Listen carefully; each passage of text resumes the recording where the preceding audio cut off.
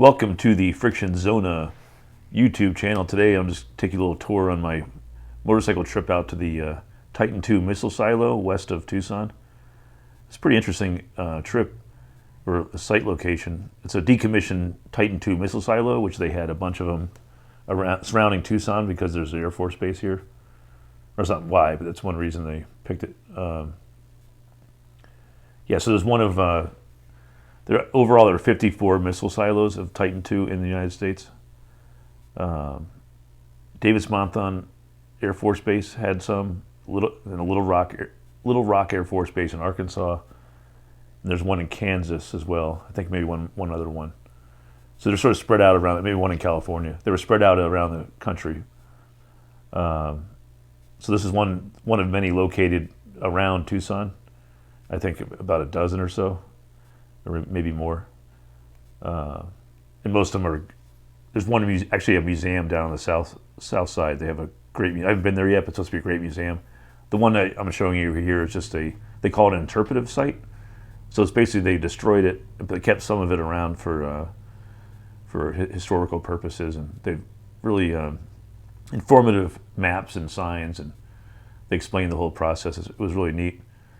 But basically, this Titan II missile had the biggest nuclear warhead of any American missile, and I don't know if that was at the time, but I think that's in the history of the nuclear missile program. I think this is the biggest missile we ever had, the most powerful. It could get to its target in 30 minutes, which I presume was a former Soviet Union. So 30 minutes, and it can launch in 1 minute from when ordered to. It's pretty amazing. They could fly from Tucson, Arizona to anywhere, probably in the world, or at least in Europe, probably, in about 30 minutes, Eastern Europe. It would had its accuracy within a mile, or less than a mile. And with that large of a warhead, obviously, it didn't probably need to be too much more accurate than that. Anyhow, yeah. So they had a 24-hour crew here. They would have to. They were on shifts, and they could sleep in there. They had a full kitchen, as you can see from some of these signs.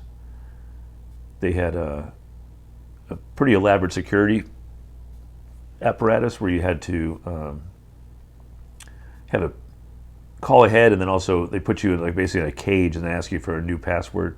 So if you didn't have that, you'd be stuck in a cage. This is a radio antenna, so they had one radio antenna on that concrete platform right there. And if that was somehow destroyed in an attack, they had not only one, but two other ones that were in little silos that could pop up out of the ground. So if someone thought they knocked out their radio, and that's where they received launch orders. So obviously somebody would want to take those out, as in the USSR. But they thought of that, so they had two other backup ones that could pop up out of the ground that were protected. It's pretty smart. So that was a pretty vital part of the. So they had three antennas, two backups, which a lot of redundancy there. So it's kind of nice. And it's cool they left some of the areas around, but obviously most of it's gone. This is where the crew lived in there. You know, they do long shifts there. They're on alert all the time, so it's pretty interesting. And I really want to check out the Titan Missile Museum. That has a full silo intact that you can take a tour in. This is just a sort of a. Yeah, this is a launch control center. That's where the people would, the Air Force crew would stay. They had a few officers in there and some enlisted people. That's a part of it right there. But overall, really neat. So I was the only person out there until the very end. Three guys came in. I was on my street bike. The three guys on dual sports came out, or dirt bikes. A bunch of young guys having fun. But yeah, I've lived in Tucson a long time, and not that many people. I never been here before. I knew about the missiles. The museum is obviously pretty well known, but there are sites like this around Tucson, so you can see a picture of what it looked like inside. And these days with what's going on in Ukraine, I thought it was kind of interesting to think back on these days.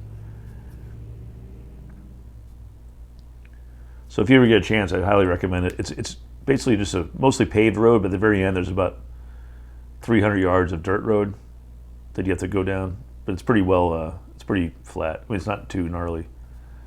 It's just a little bit rocky, a little bit like stones, but nothing. I have a little Kawasaki Z400. I had no problem, no sliding around, nothing like that.